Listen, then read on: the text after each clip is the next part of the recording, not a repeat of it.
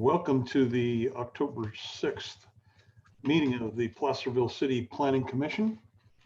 Please join me in reciting the Pledge of Allegiance to the American flag. Ready, begin. I pledge allegiance to the flag of the United States of America and to the republic for which it stands, one nation, under God, indivisible, with liberty and justice for all. Painter, would you please give us a roll call? Chair List. Here. Vice Chair Lepper. Here. Member Friend. Yes, sir. Member Keeney. Here. Member Rains. Here. Okay, with a voice vote, may we have an approval for tonight's agenda? Motion to adopt? Second. Okay, Amy, I heard you. Yeah, second. Okay, the voice vote, yay or nay? All those in favor say aye. Aye. Aye. Those opposed. Okay, the next item is consider the minutes from the September 16th, 2020 meeting. Are there any corrections that need to be made to those minutes? Aren't you talking about September 15th? I thought you said 12. No, 16th. 15th. 15th. 15th? No corrections from staff. I have a correction. On the last page, where on page 11, you said the next meeting would be October 4, and this is October 6. Thank you. I will make that correction. Just a couple days amongst friends. Okay. Move to adopt with the correction? Second. Christine, second. All those in favor say aye. Aye. Aye. Opposed, same sign. Okay. Are there any items that should be pulled from the calendar?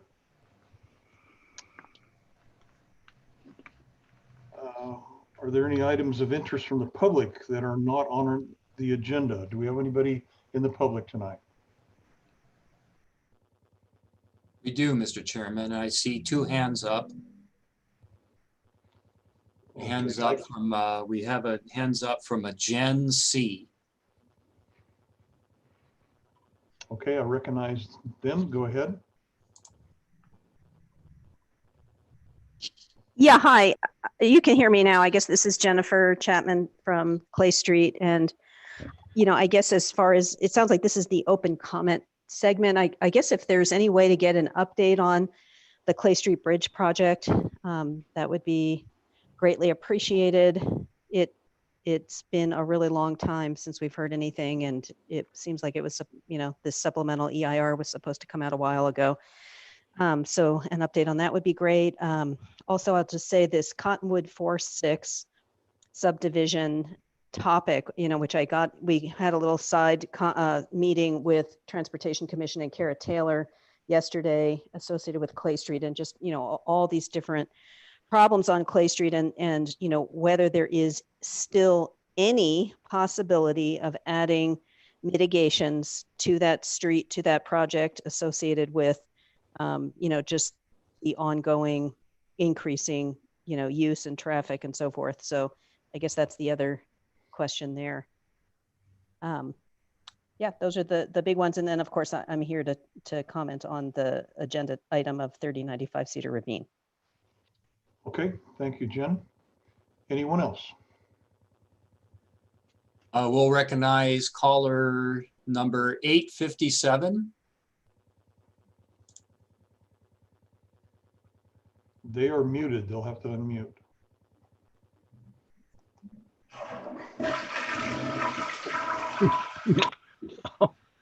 Hello, Commission.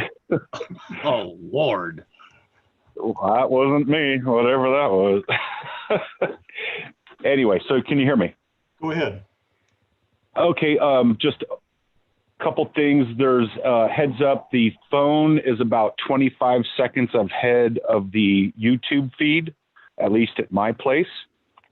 So if you're waiting for people to call in for comments, just be aware there's a pretty big delay between the two. I second the request for update on Clay Street EIR. And then I have a question. Are Jake brakes, exhaust brakes, illegal in Placerville? If not, I would request that there be a review of need, because especially on my street along straightaway, I get a lot of big rigs. It's a residential area. I get a lot of big rigs using Jake brakes, and the noise is just unnecessary. So that's all. Request for Jake brake review. Thank you. Thank you. Anyone else? Question to staff, Mr. Chairman. Are commissioners allowed to add anything in open comment? Or do we have to wait till the end of the meeting? We really have that time at the end of the meeting that's reserved for staff Fair enough. members. So Okay, all right. I was have just something at reminded the of the end that night. I like to bring up, and so we'll sure listen to you. Mr. Chairman, we have no other members of the public wishing to speak. Okay. Are there any communications that we need to be aware of this week?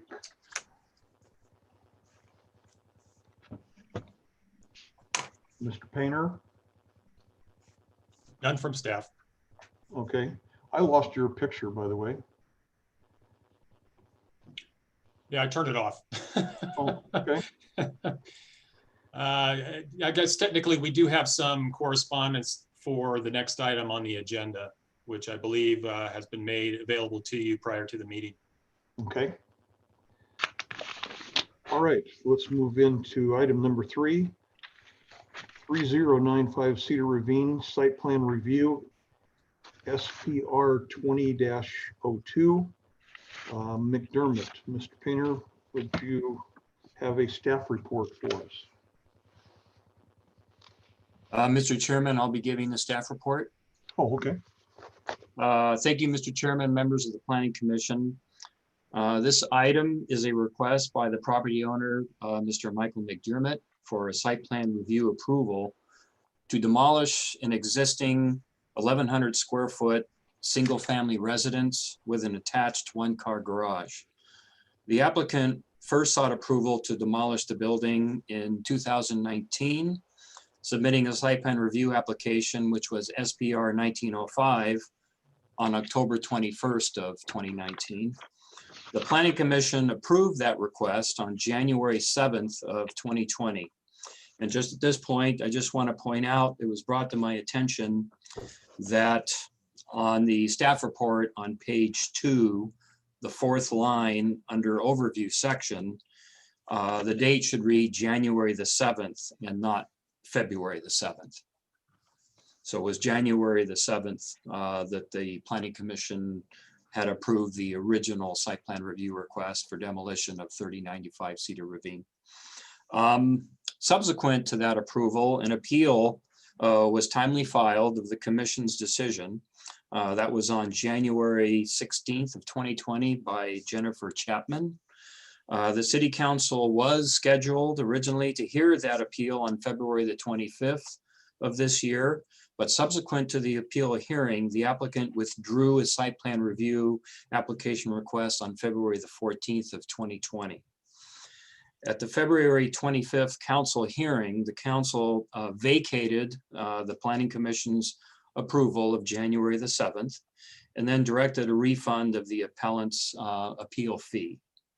The applicant has since reapplied for a site plan review application to demo the building at 3095 Cedar Ravine, and that was on April 30th of 2020.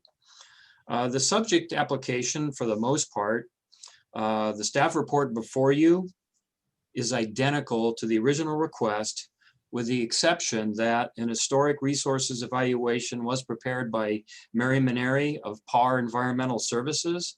That full report is included in attachment D of your staff report, and it was submitted with a new application. and I will from time to time refer to the historic valuation as the PAR report. The site address is 3095 Cedar Ravine Road, which is located at the southwest corner of the intersection of Cedar Ravine Road and Victor Lane.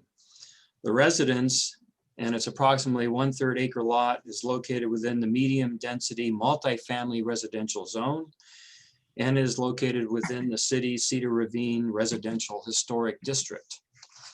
Because the existing residential structure and the site is located within the city's historic district, before a demolition permit may be issued by the Development Services Department, City Code does require the Planning Commission approve of the site plan review request. As a footnote, because the historic district, any future development of the site would also require site plan review approval by the Planning Commission. So to talk a little bit about the building, El Dorado County Assessor's records estimate that the home was constructed circa 1900. Reading from the PAR report, the home was built around circa 1867. The assessor's records indicate that changes were made to the home in 1973, 1976, 1988, 2011, and then again in 2016. And these improvements included replacing of the siding, demolition of the interior features and remodeling, replacement of the stairs, porch railings, and the porch, and also work on the pier and foundation. Today, the north-facing facade appears partly original with shiplap siding fastened with 19th century machine-cut nails. The garage addition has covered over half of this facade area, and the original windows are gone or are covered by the addition. Interior changes include installation of a kitchen with linoleum flooring and wood cupboards that were done in the 1950s. The bathroom was upgraded with modern tile and sink since 2010. The interior space has been rearranged and window locations and openings have been done in several of the rooms. To give the commission just a brief code enforcement background, and again, this is identical to what was presented to your commission back in January. The previous property owner had been under code enforcement for unsafe conditions at the subject site since 2011, culminating on July 6th of 2016, when the home was posted by the City of Placerville's building official as unsafe to occupy due to the dilapidated interior, exterior conditions, after a site inspection by staff. Due to the non-cooperation by the previous property owner to correct these unsafe conditions, and by then the owner placing a tenant within the building posted as unsafe to occupy, the city went to the El Dorado County Superior Court on August 20th of 2018 to have the home put into receivership.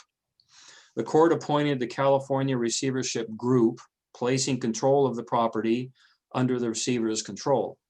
Subsequently, the receiver put the property up for sale, which was then purchased by Mr. McDermott from the receiver in 2019.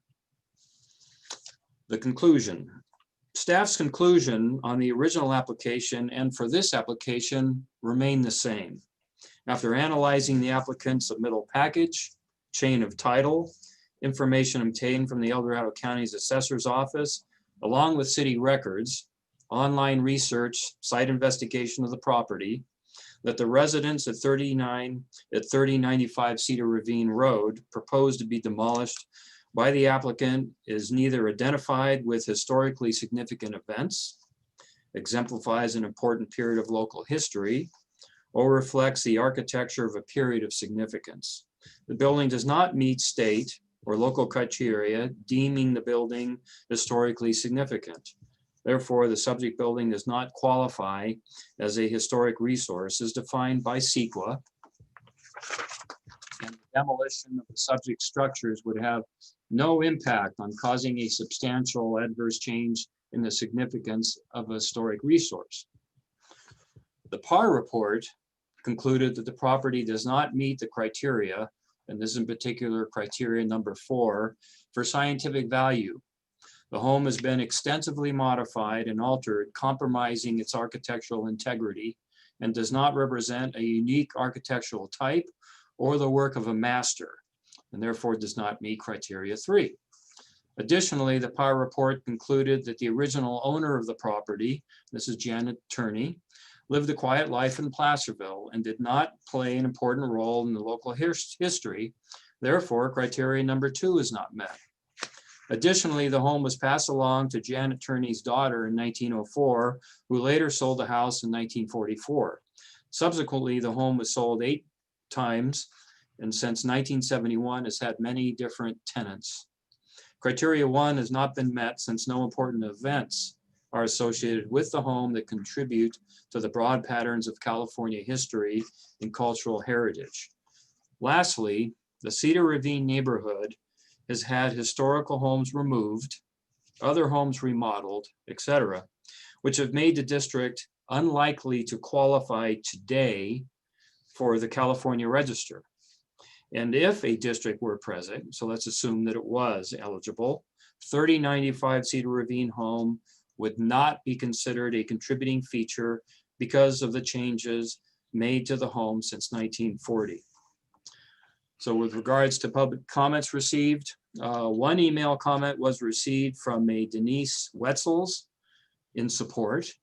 Her email was timely received and is included in your staff report. It's the very last page, I believe, in your staff report. And on October 5th, yesterday, we received an email from Gail Rossi objecting to the manner in which the property was sold. I would just note that staff will not comment, nor should the commission discuss these issues since they are outside the purview of the Planning Commission, and the receiver operates under the direction of the court. And today we received an email from Jennifer Chapman opposing the site plan review request. Copies of these emails were distributed to the Planning Commission members and the applicant prior to the meeting this evening. So hopefully you all got those. We always attempt to get them out to the commissioners as soon as we receive them. We do the best we can. So the recommendation, staff is recommending that the Planning Commission take the actions that are listed on page 7 and 8 of staff's report, involving making the recommendations and findings, and then conditionally approving the demolition of the home and attached garage located at 3095 Cedar Ravine Road. And in closing, I want to talk a little bit about Mary Maneri.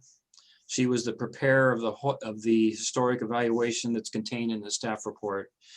Mary Maneri specializes in National Register of Historic Places, historical site evaluations, building and district evaluations, and nomination forms, the Section 106 process, architectural surveys, historic research and excavation, and NEPA and CEQA regulations concerning cultural resources.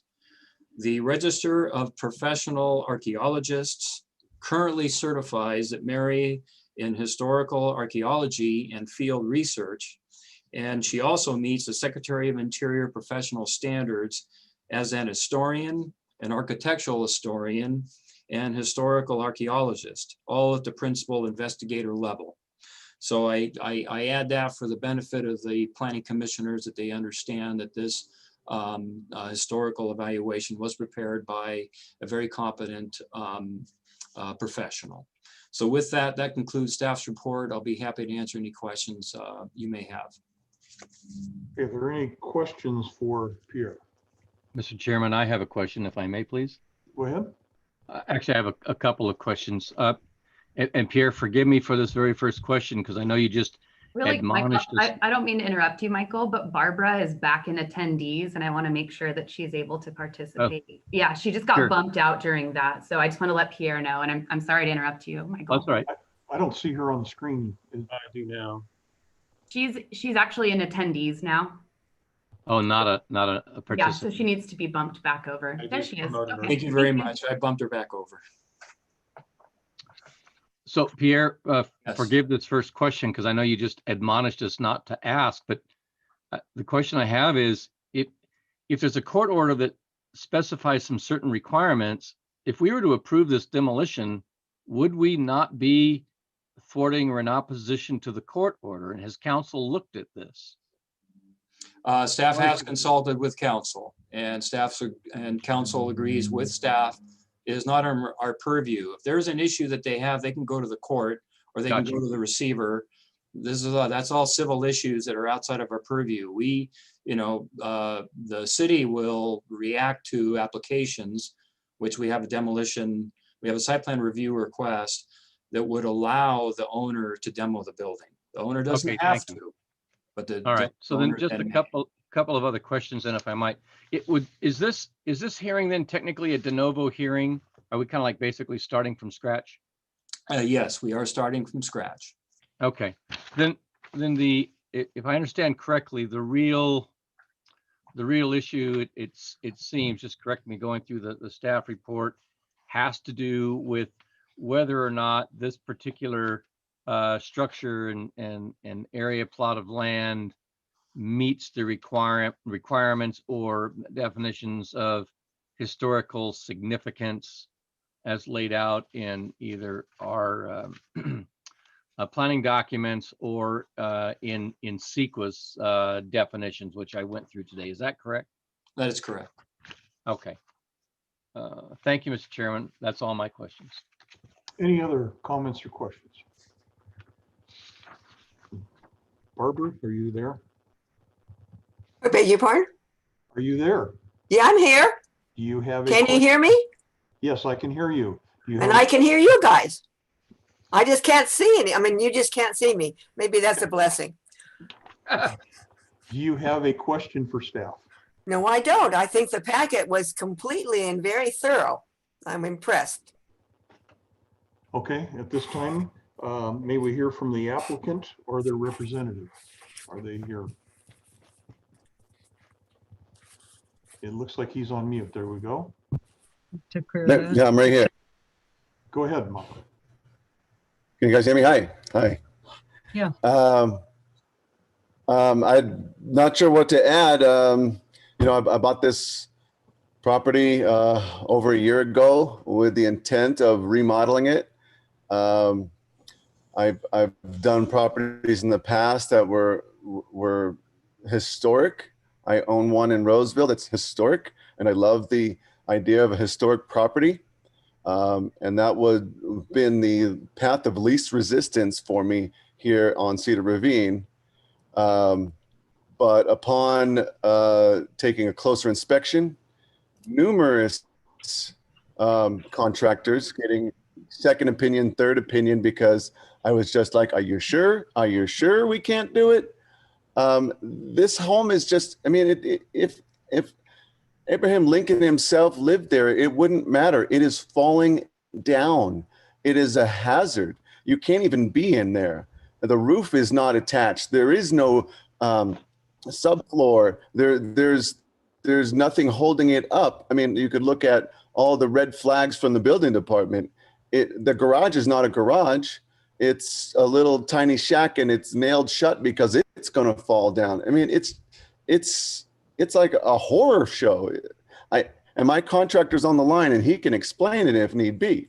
But the point is, I would have rehabbed this property if I could have, but I couldn't because it would have cost $600,000, and that doesn't make any sense.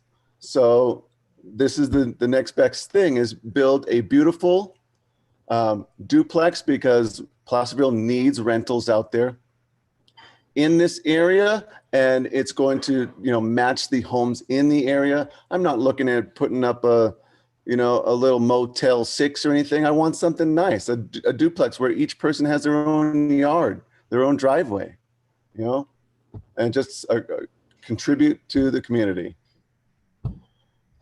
Okay. Any commissioners have questions of the applicant? I'll ask Mr. McDermott a question, Mr. Chairman, if that's all right. Go ahead. So, Mr. McDermott, you're in the construction trade, I understand? No, I'm not. Okay, I'm sorry. For some reason, I thought that you were. So, okay, that's all. That's the only question I had. Okay. Yeah, I've done numerous houses. I have some rental properties. It's kind of I'm like a handyman at home, I guess, type thing. I always hire professionals to do the important stuff. I'm a restaurateur. Gotcha. Thank you. Mr. Chairman, if I may, I just want to add that Mr. Brent Jack, who is a contractor and an agent for the applicant, Mr. McDermott, is available for comment and questioning. Commissioners, do we want to hear from the contractor? He is raising his hand to speak. Okay, then we'll let him speak. Go ahead, Mr. Jack. Is that right? He's muted. Yeah, I'm asking him to unmute. Hear me okay? Yes, go ahead. Okay, my name is Brent. I'm the owner of ProBuilt Construction. I've been a licensed contractor since the 1980s, so I've been doing this quite a while. Mr. McDermott asked me to take a look at the property and became intrigued by some of the ideas that were brought to his attention. The first thing we tried to do was talk about renovating the property, but as we got into looking at what was going to be necessary, we discovered things like the reality of renovations would include extensive shoring and supporting of a roof framing structure that would ultimately have to be removed after all of the foundation and the floor jacking and new walls and shear walls were installed. So basically it was determined that we were wasting a lot of money on things that really had no value just to say we were going through the motions of a renovation.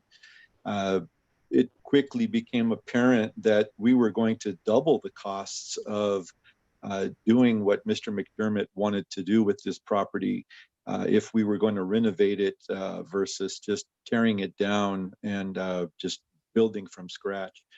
Mr. McDermott hired me as the designer, the architect, the engineer, and the contractor to build this property, as well as tearing the existing structure down.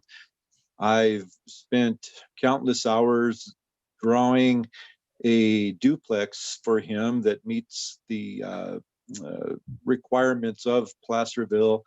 We even went to the extent of designing in old school features from the period correct area of the era, I'm sorry, of the 1800s and so on this property. So I'm sure as you see it constructed, I'm sure you'll appreciate the detail that Mr.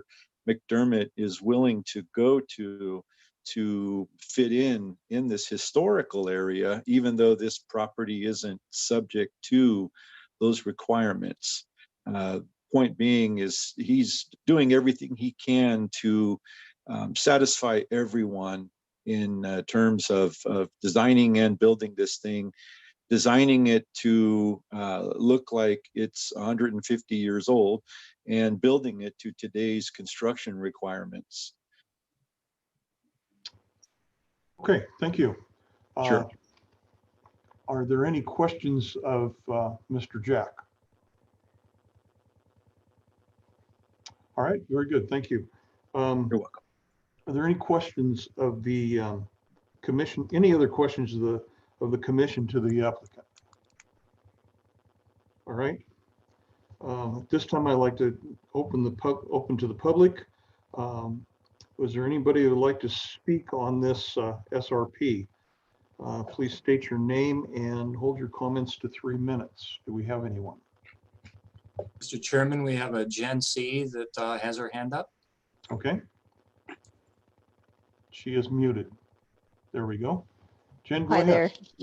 Hi, this is Jennifer again. I guess so. First of all, which it's in both, I believe, my comments as well as Gail Rossi's comments. Gail Rossi is a 40-year contractor as well, and he has a very detailed line item by line item estimate of a whole plan to basically rehabilitate that structure, which he did understand was the terms of the real estate sale. I will just say that there was an alternative. I guess I will also say this building has been up for sale a couple of times in the last year. And I'll also say that, you know, by raising these historic concerns, I was actually somewhat threatened for doing so, threatening somebody's investment. And, you know, that obviously is not, I'm not trying to harm someone, but I do feel strongly about the historic contribution of this building. The issue here is the nature of a district. You know, most of this evaluation is focused on this as an individual resource rather than really addressing the district. I will say that PAR Environmental did no cumulative effects analysis for the Clay Street Bridge project, which would have been dealing with this district. There should be a whole lot more information before all of us about the whole history of demolition and the future demolition that is on the horizon. So it builds a framework for understanding what it means to have a remnant from the Blair Turney family.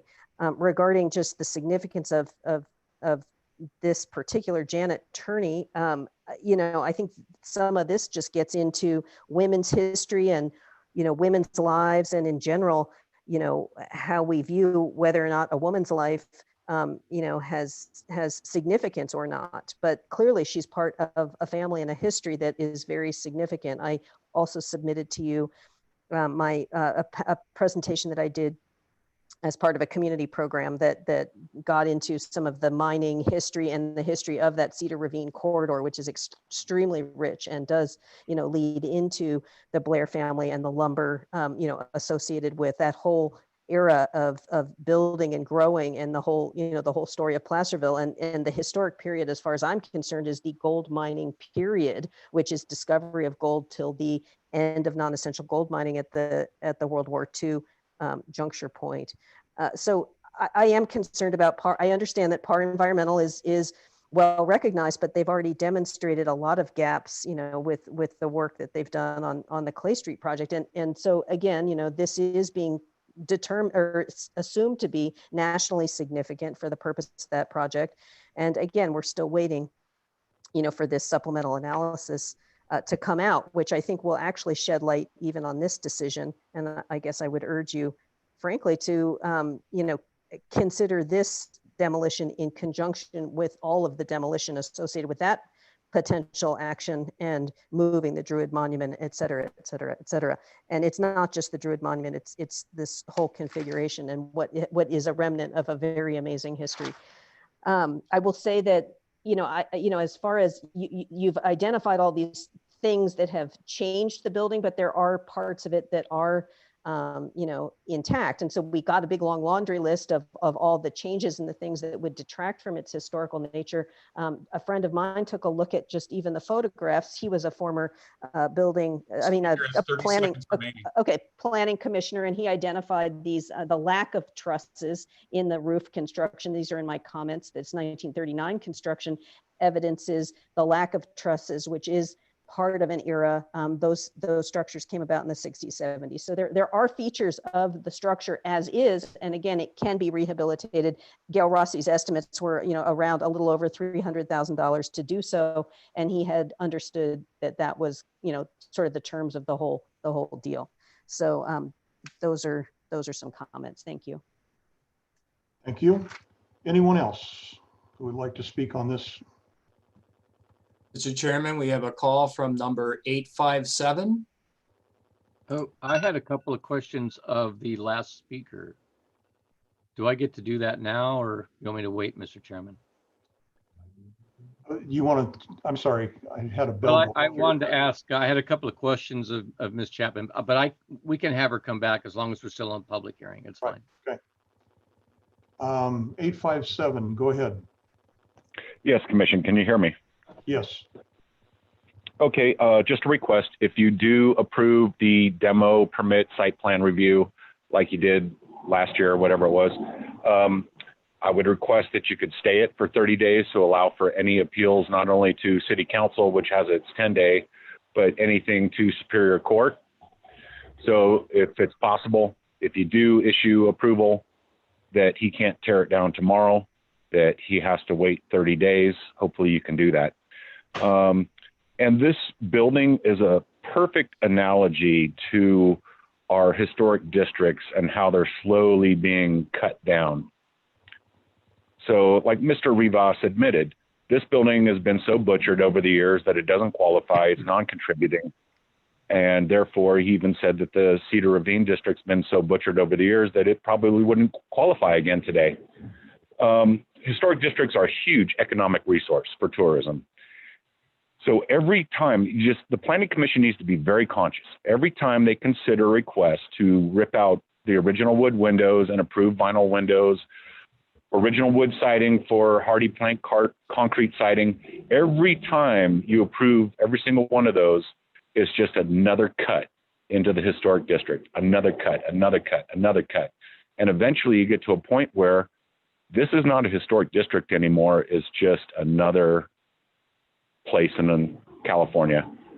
So just please consider that. I respect private property rights, but everyone that buys into a historic district knows what the terms and conditions are. If their real estate agent didn't let them know, that's between them and their agent. And our restrictions are very mild compared to other jurisdictions. So just a couple things to consider. Thank you. Okay, thank you. Do we have anyone else?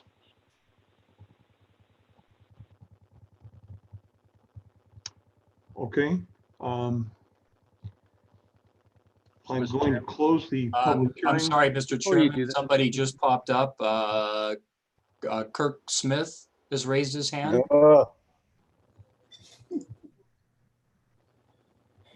That's caller number 857. Is that correct?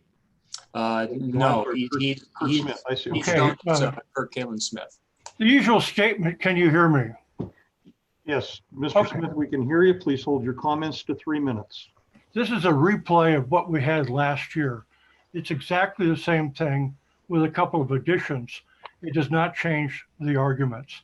First, that there's been changes to the building. That is irrelevant. Why?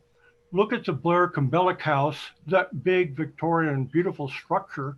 That's had many changes since it was first constructed. The addition of a carriage house in the back, part of it on the side, those are just among some of the many changes that was done. Secondly, the condition of the place, the idea that it's ready to fall apart. So what? The Hangman's Tree building and the Herrick building, side by side, were in worse shape than this. And everyone connected with the city said that it could not be saved. The city, in fact, voted to have a conservator appointed so that it could be demolished. And now it's saved. So that shows nothing. The idea that a contractor, one among many, can say an opinion that it's not worth it. We already have Mr. Rossi, who's a retired contractor, who submitted a bid with a very detailed analysis of the changes that he would make for restoring it step by step by step. So why the difference? It's because the city has put up a big sign that says you can build multiple housing here, multiple unit housing. So if you put in 2 duplexes, which you can do if this is torn down, then it means you can have 4 times the profit. This house is contrary to what was said on the record of historic photographs. After your meeting the last time, I went to the museum, and what I learned was that the statements that were submitted to you before, and I'm surprised submitted to you again, purporting to be the statement of the historical museum, are not. It's a fraud. The stationery isn't theirs. Carol Sexton immediately says that she spent no more than 10 minutes with him. And when you go through the file, any of you can do it. You look in the file under Cedar Ravine and you'll find a photograph of that house called the Kumbelic House. And how do you know it's the same one? Because it looks like it, but also there are 3 big trees in that photograph. And then when you look at the staff photograph, or you walk into the property, what do you know? You'll find 3 stumps of large trees in the exact location. So that wasn't true. You ultimately have, at the very least, a burden of persuasion. Mr. Smith, you have 1 minute left. And lastly, regards of who lived in there is only one factor. That is the second most important historic area in town apart from Main Street. Why? because that Y intersection is where people came to and left town for the first 100 years. On the left was Carson Road, otherwise known as the Kit Carson Trail. It was here before gold was discovered. And on the right, Cedar Ravine was a major artery, no matter how narrow it seems now. It's what went up to the mining camps, the lumber camps up on the other side, Mount Pleasant, Grizzly Flats. So that's what makes it historic by itself, regardless of whether the woman was or wasn't famous. In addition, the chain of custody isn't going to be complete because the courthouse that handled records burnt in 1910. So it's going to be spotty. Those are the reasons why I plead with you, despite what you ruled before, that you recognize this is an historic district. It should be honored. Thank you.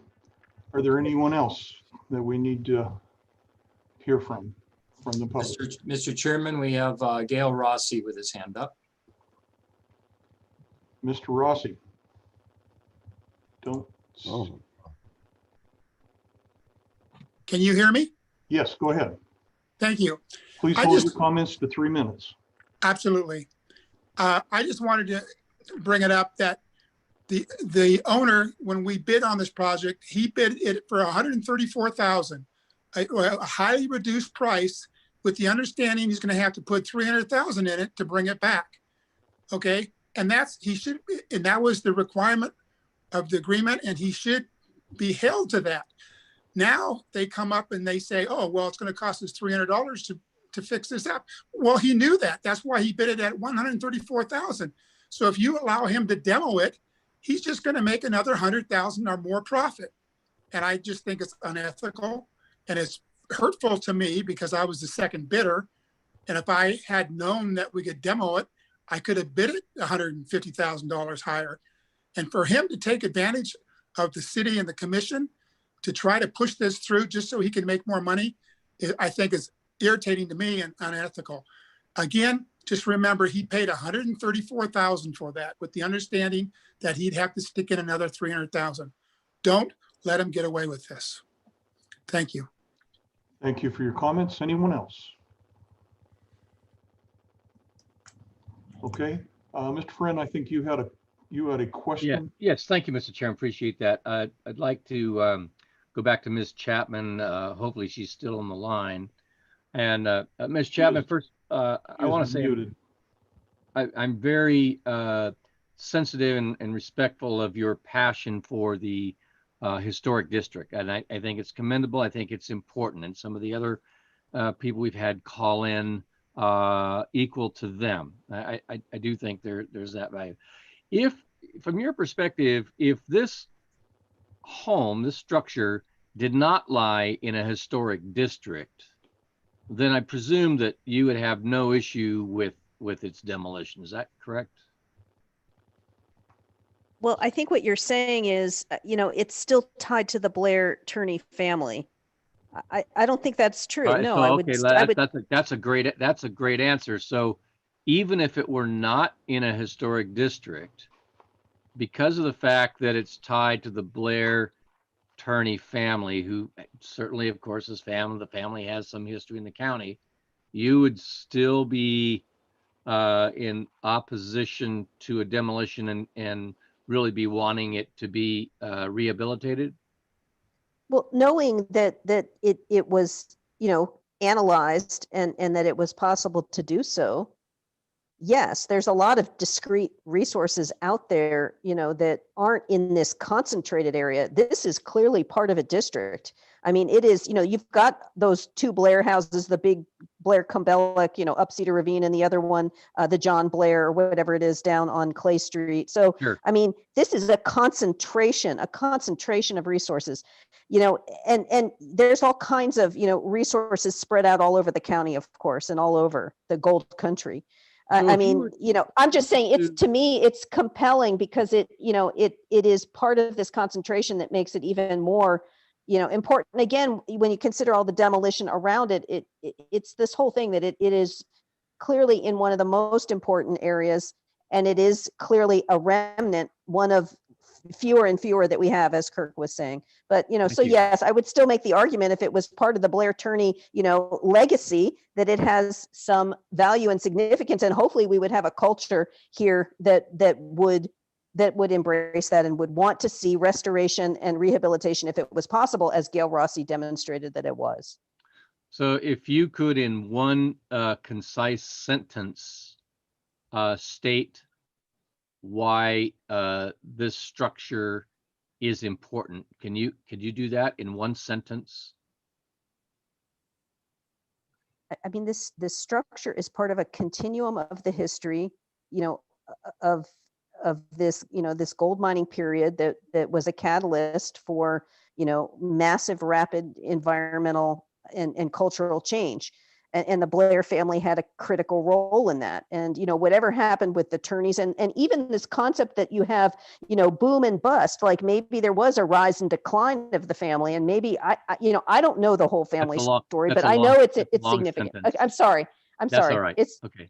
Thank you very much. This family is a significant family. And even if it's got, you know, parts of the story that aren't as pretty as other parts, that is important. Thank you. And then, Mr. Chairman, is it possible to ask the applicant's contractor a question? Mr. Rossi, yes. No, not Mr. Rossi. Mr. Jack, I think. Mr. Jack. Mr. Jack, you still on the line? Yes, I am. By any chance, have you seen Mr. Rossi's detailed estimate on rehabilitation? Yes, I have.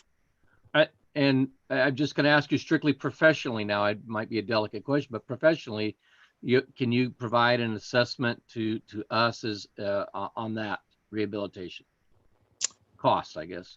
On the estimate from Mr. Rossi? Yes, sir. Yeah, it's grossly incomplete, and I'm not trying to insult anyone, but okay. There was a variety of things that appeared to be items stemming from other projects, some that didn't even exist on this particular house, others that were missed entirely. Okay, we don't have to go in more detail. I was just trying to get a contrasting view because I'm not an expert. I don't know about other members of the commission, so thank you. If Mr. I could Chairman, add one that's more all thing. my questions. Thank you. Yes, sir. Go ahead. Okay. It seems like all of the callers are missing the crux of the matter, which is there is nothing associated with the current structure at 3095 Cedar Ravine Road that is original, except for, I would say, a half of coffee can of nails and 3 rows of siding. There is nothing there that is of any use. That's either been replaced or it's so dilapidated and termite ridden, it serves no purpose. And I'll leave it at that. And I appreciate your time. Thank you, Mr. Chairman. Okay. I'm going to close the public hearing portion. And are there any statements or questions of the commission to staff? Do you have any other questions that you may have for staff?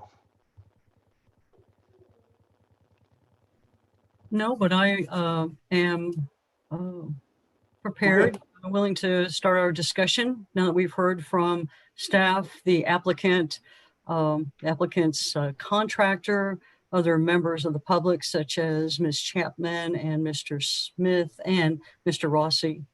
Before you do that, may I ask the staff a question? You're the chairman. Go ahead. I'm breaking in. Okay. This is for either Andrew or Pierre. Do we know, is there a well on the property? Is it hooked up to EID for water, or is it hooked up to the sewer system? What do we know any of that?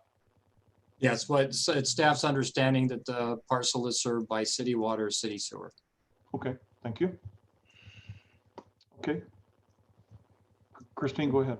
Oh, no other questions? I'm sorry, I do have one quick question. Has an appeal, one of the callers mentioned that he would prefer if we waited 30 days to move forward if we were to make the decision to approve it.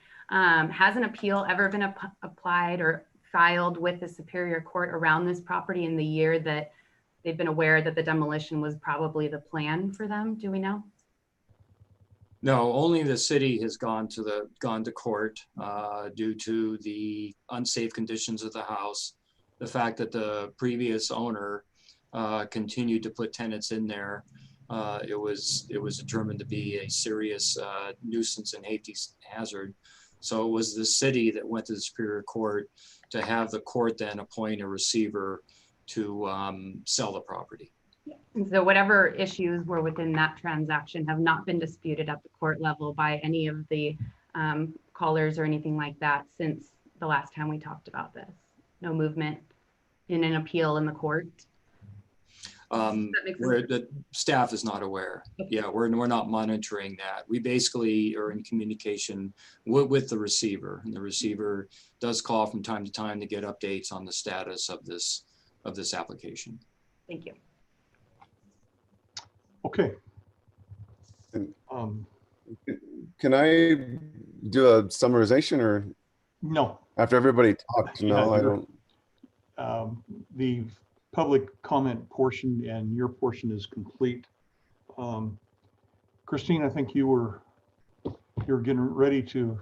Sure, if everyone has, or actually if no one has any other questions of staff at this point, we probably will usually have kind of an open discussion. So I'm sure as you have questions, we'll get those addressed by staff. But just to summarize where we are, first I wanted to thank Mr. McDermott for his patience. This has been a really long process for him.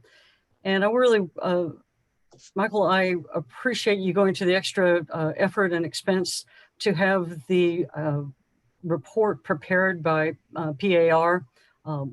It's exemplary.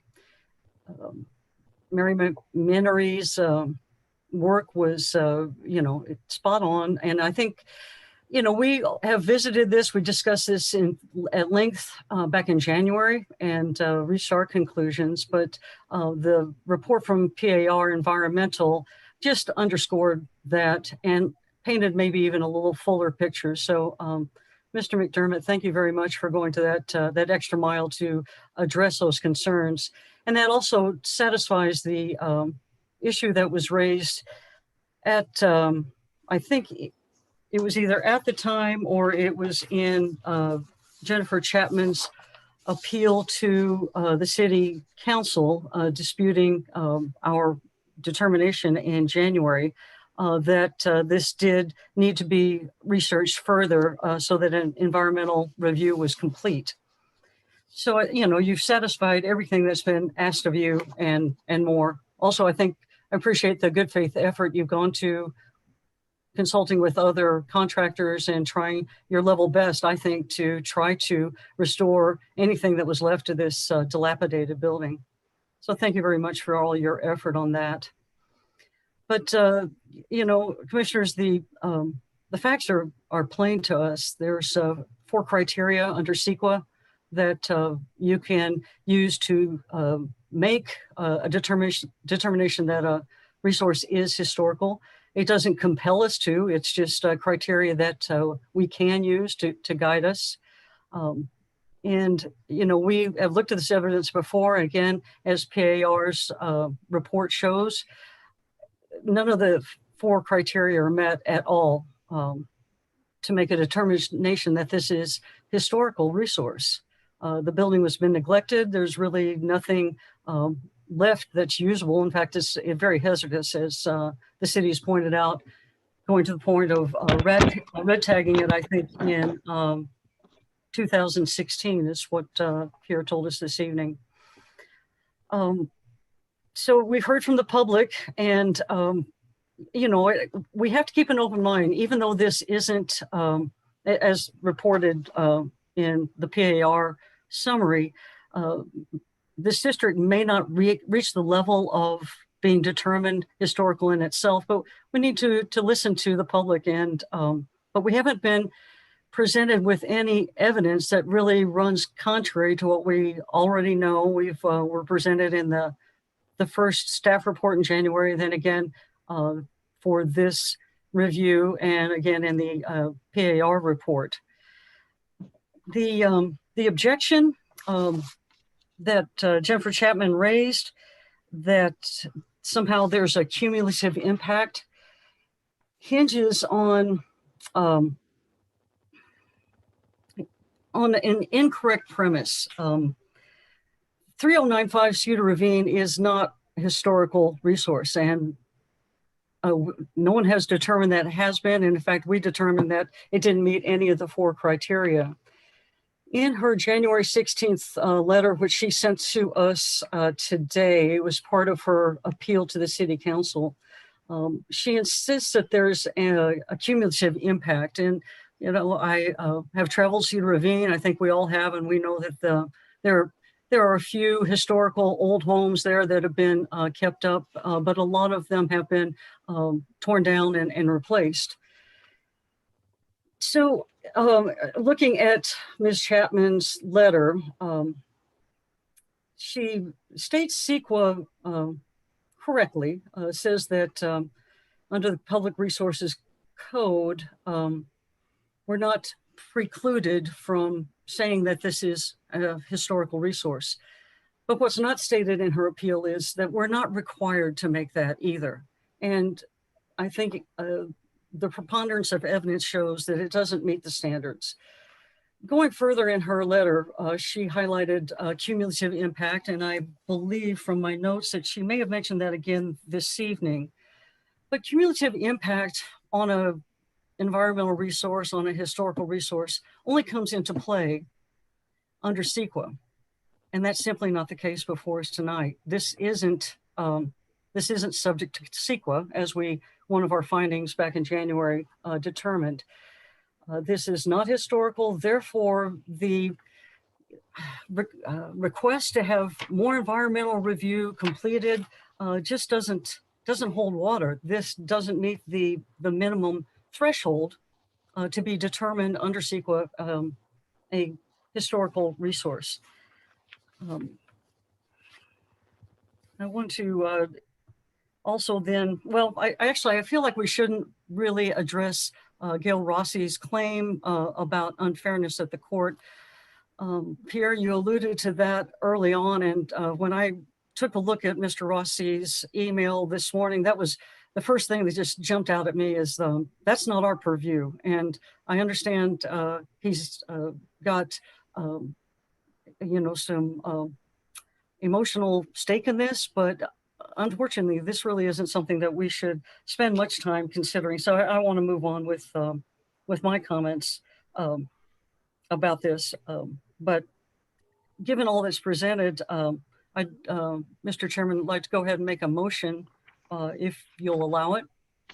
We can open up to further discussion. But my motion is to agree with the conclusions of the staff and the historical resources consultant, and move that we make the 4 findings listed in our October 6th, 2020 staff report. Also find that site plan review 20-02 is categorically exempt from CEQA, and conditionally approve this site plan review to allow for the demolition of the home and the detached garage at 3095 Cedar Ravine, subject to the condition that the necessary demolition permit is obtained from the building division of City of Placerville. Thank you. Is there a second? I'll make a second. Thank you, Ms. Rains. And I've listened to every single word, even though you can't see me. All right. We have a motion and a second. Comments or questions on the motion?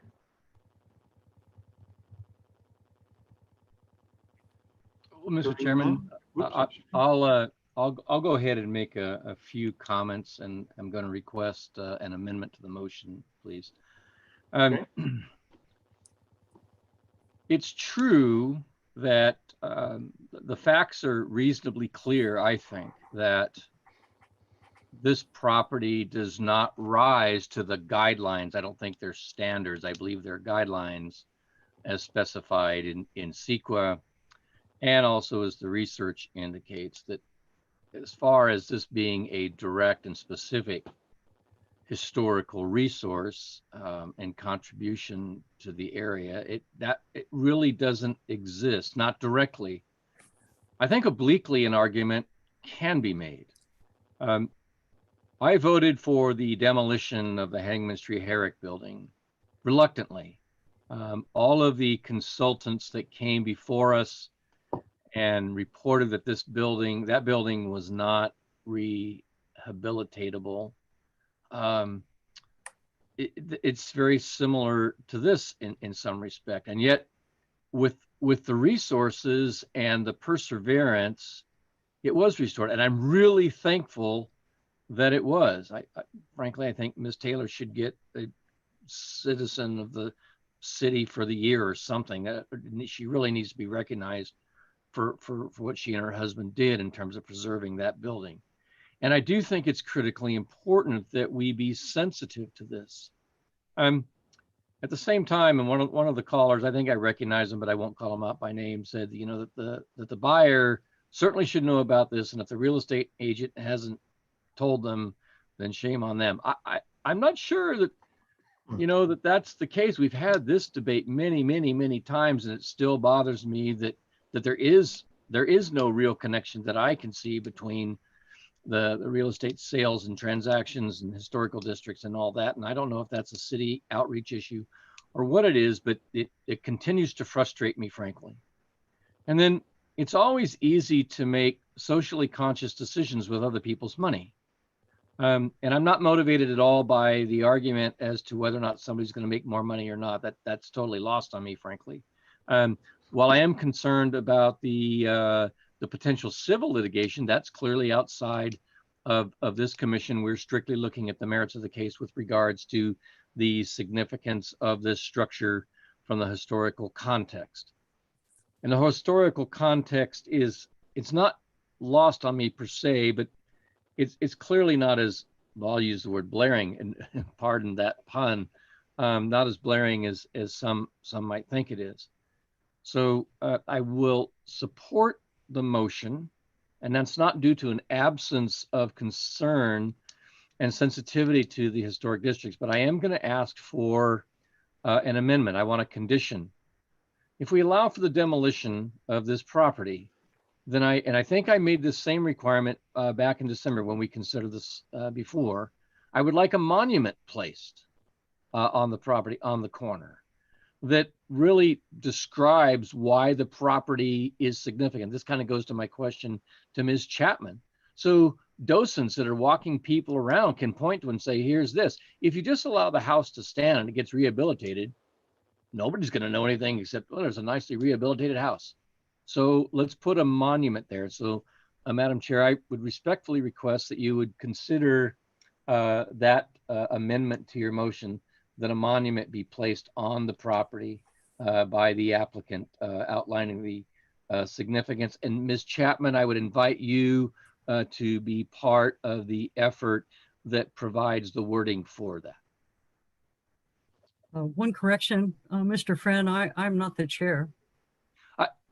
No, I'm sorry. I didn't. I know, it just went on, but thank you for the compliment. But but to the maker of the motion, then I would request that amendment.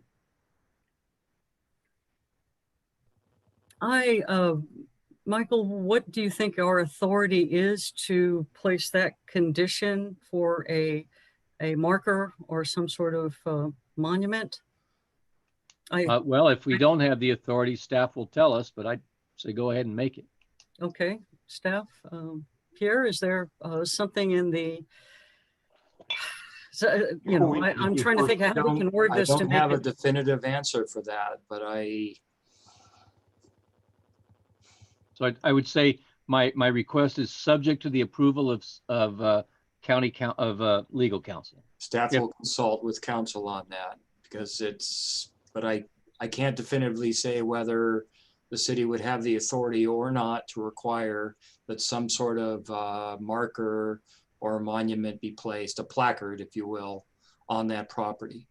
I wish I could see Mr. McDermott's face as to whether or not he actually has his hand up. I don't know if you guys want to bring him in or if that's even appropriate, but no.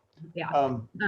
I think what we need to do is we need to go back to the originator of the motion and see if she wants to add that, and if the second agrees. I think then we need to vote on the amendment to be added to the motion, and then vote on the motion. Point of order. I'm not sure that if the maker of the motion and the seconder accept the amendment, Mr. Chairman, I believe that we can vote on them both at the same time. I believe you would need a second on I that don't have amendment. We do need in front of me, but we would need the maker of the motion to accept my friendly request, and then we would need the seconder of the motion to accept the amendment as well. Michael, I absolutely do like where you're coming from on this, and I think that it would be a nice addition, but I disagree that we have the authority. If this were... Well, I would ask you not to preclude council's opinion on that. If we make it and it turns out we don't have the authority, then council will simply say, your motion's fine except for the amendment, that can't stand. So, but since we don't have council at the meeting, then I would request that let's not take that opinion away. So Pierre, there would be that amendment by itself could be struck from our findings by itself without affecting our other findings and determination this evening. Is this putting a condition on there that should the owner of the property demolish the building, that a placard or a monument would be placed? Correct.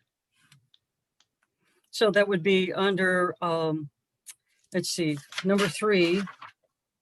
There's condition 1 stating that the demolition permit would be obtained, and then we would add condition 2, property owner would. Want me to restate my request? Okay, I'll consider, yes. I am in favor of that amendment. Mr. I guess Friend, we would need you to add. also state where you want to have it placed in the motion? From staff's perspective, I think we would want to know a little bit more parameters about what's the dimensions of this placard. Yes, where it would go. Is it intended to be somewhere out near the sidewalk, the public realm? I can clarify that right now because I have a clear vision. But I would request that the applicant be required to place a small stone monument similar in dimension and appearance to that of the monument for the Vietnam veterans, I believe, on Main Street, at the corner of Main and Bedford there, right? It's on the ground and it's only about 2 feet off the ground. It's got a little bronze plaque, I believe. And I think it's got a stone base or something like that. And it'd be located at the corner of the property, so it could be visible by passersby. Does that help you, Andrew? It does. Thank you. Thank you. So at the corner of Victor and Cedar Ravine, is that what you're envisioning? Precisely. Yes, precisely. And then the children walking to school could see it too. I do have a point of order. Getting back to Chair List's point about the friendly amendment. Yeah, historically, since I've been here, Member Friend is correct. If the motion maker agrees to the amendment, typically we don't require a vote. But the strict rules of Robert's rules, technically the motion made is really on the floor. Any motion or subsidiary motions to that need to be voted on. So technically, Chair List is correct, but in operation, that has not normally been the way things are done here. But I defer to the chairman's preference. I'd be inclined to vote on them separately if possible, because I actually do have an opinion on them separately. If that. Yeah, I would prefer that we vote on the amendment to be added to the motion. And Chair right now Chair List, we do not have a second on the right.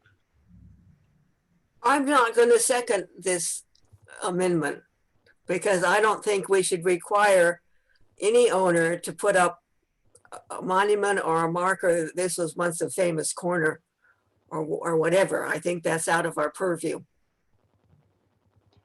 For the record, I too am disinclined to put that as a strict condition within this. Yeah, I think we're adding something that is out of our privy. So I do not hear a second on the amendment. So we will go back to the motion. Any other comments on the motion? The motion being to approve the staff report and the conditions as Right. listed in our packet. Great. That's correct. Perfect. Mr. Painter, would you call the roll? Member Keeney, Aye. Member Rains, Yes. Chair List, Aye. Vice Chair Lepper, Aye. Member Friend. No. Okay, the motion passes. One of the questions came up about the 30-day versus the 10-day, and I would just, staff will probably do this anyway, but they normally do, remind anyone that this is appealable to the city council as long as it's within the next 10 days. If they do that, they could ask the council to extend that for 30 days. So we go on from there. That concludes that. Next one is matters of commission and staff. Do anything from the staff to us? From staff, we have quite a few applications that I anticipate to be submitted shortly. Unfortunately, we have none that have risen to the point of getting them on an agenda. So at this point, we will not have a meeting, the second meeting in October. That brings up the next possible meeting would be Election Day. And in the past, Town Hall at one point, and Member Friend may remember that, we actually held a couple of meetings where that building was split in half. Yes. And the polling was still on one side and we were on the other. But of course, we're not going to have in-person meeting in November. But I just kind of want to raise that national event that will take place. And is it the opinion of the commission at this particular moment? Should we have a meeting on that date? My preference would be no. I'm open.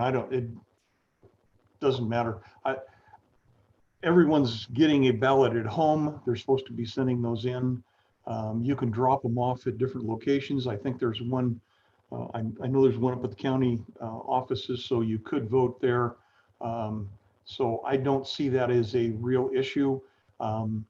Because of all the mail-in ballots, we're not going to be glued to our TV sets that evening.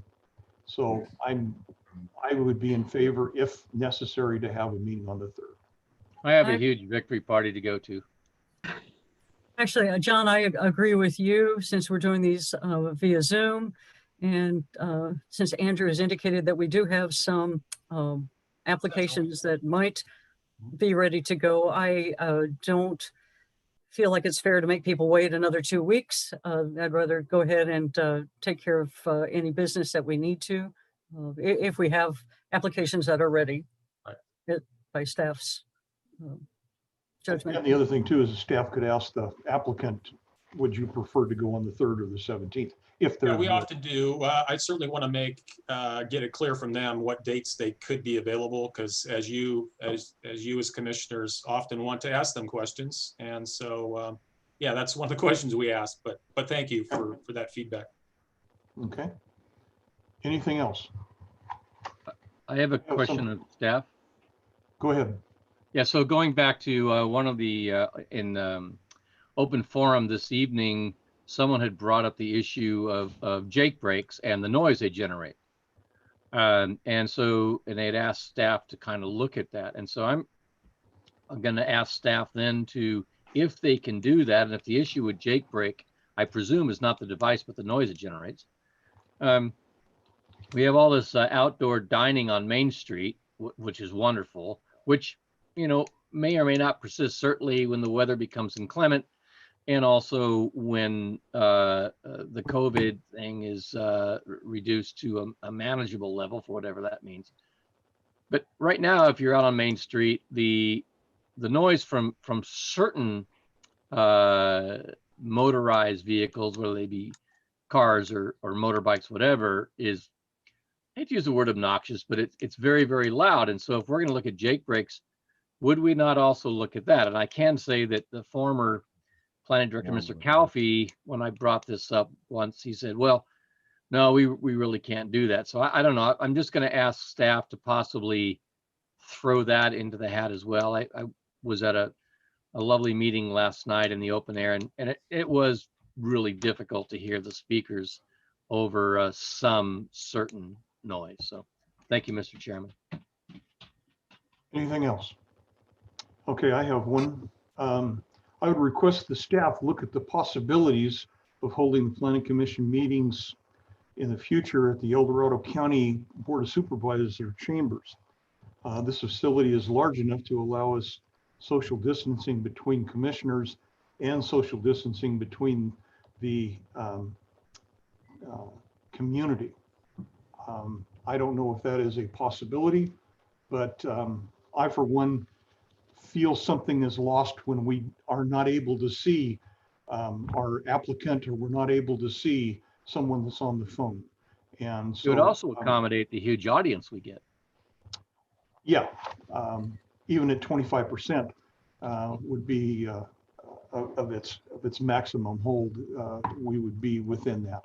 And I don't know if that's even a possibility, but I would ask the staff to look into that, if you would, please. You guys underestimate our huge Nielsen ratings we're getting right now. Exactly my point, Andrew. Thank you. Anything else for the commission, for the commissioners, or for the staff?